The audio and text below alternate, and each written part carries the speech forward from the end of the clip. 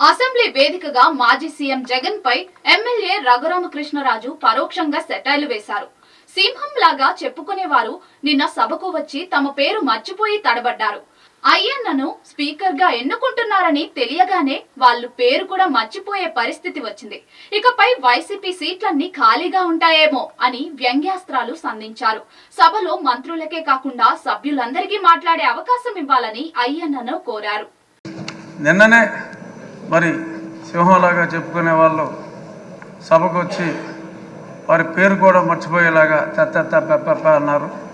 ఎందుకంటే అయ్యన్న పాత్రుడు గారిని సభాపతిగా ఎన్నుకుంటున్నారని అప్పటికే తెలిసిపోయింది కాబట్టి మరి వాళ్ళ పేరు కూడా మర్చిపోయే పరిస్థితి వచ్చింది. అంచేత వాళ్ళు ఎప్పట్లాగా అలాగే ఆ సీట్లన్నీ ఖాళీగా ఉంటాయేమో, మరి ప్రతిపక్ష పాత్ర పోషించాలి అంటే మరి పాలకపక్షంలోనే అందరికీ కూడా మీరు మాట్లాడే అవకాశం, కేవలం పొగడ్తలకే పరిమితం కాకుండా మంత్రులకే అవకాశం కాకుండా మాలాంటి శాసనసభ్యులందరికీ కూడా మీరు తప్పకుండా అవకాశం ఇవ్వాలి. సోదరుడు మనోహర్ గారు చెప్పినట్టు